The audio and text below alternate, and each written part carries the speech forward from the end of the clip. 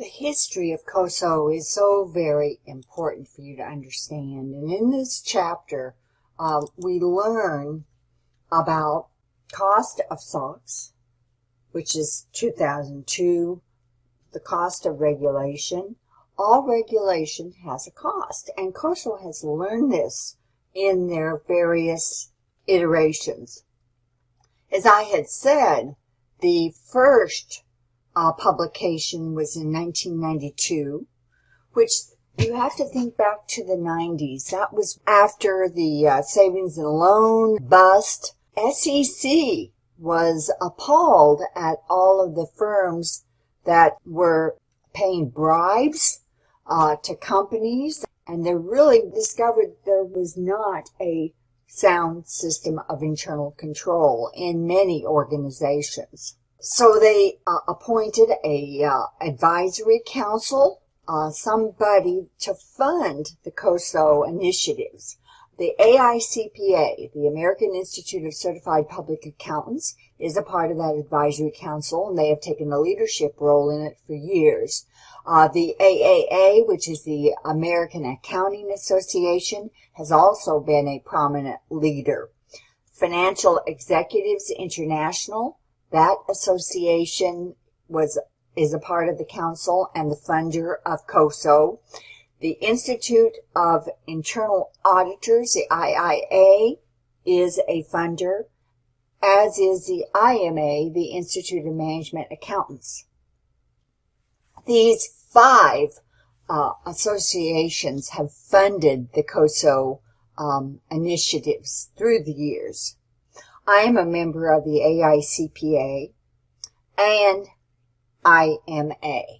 I am on the Committee on Ethics for the Institution of Management Accountants. So anyway, it's very important that you get involved in the professional association of your choice. All of these are good associations that will keep you up to date on COSO and other relevant matters. Now, the council has expanded to include the Big Four accounting firms and many of the regulatory observers, which is the SEC.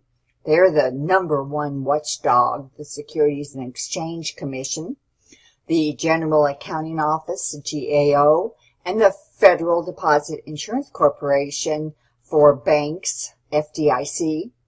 And now, after SOX, we have PCAOB, that is the Public Company Accounting Oversight Board, which was set up to be the watchdog for auditors as they do audits of financial statements for public corporations. And there are other members of this council, as this slide does indicate. The history predates COSO. If you would think back for a minute to the Depression, the 1929 debacle where people were jumping out of buildings and rooftops because they had lost all of their savings, that really instituted a great regulatory effort. It resulted in the SEC overseeing corporations and trying to restore the confidence of investors, because people didn't want to invest in companies anymore. So the SEC had to pass the Securities Act of 1934 to say that when companies report their financial statements, they will indeed be audited by CPAs. That legislation in 1934 has required that companies have audits by CPAs, and that is overseen by the AICPA and the PCAOB now. Then we have to go through history. We had the war efforts. Then mid-70s, we had Watergate. And the SEC was just appalled at the number of companies that didn't have sound internal control. And then we had Watergate, and we had bribes that were happening as companies started to expand globally, and the payment of bribes resulted in the passing of the Foreign Corrupt Practices Act in 1977. Then come 1992, and COSO demanded that companies document their internal control processes.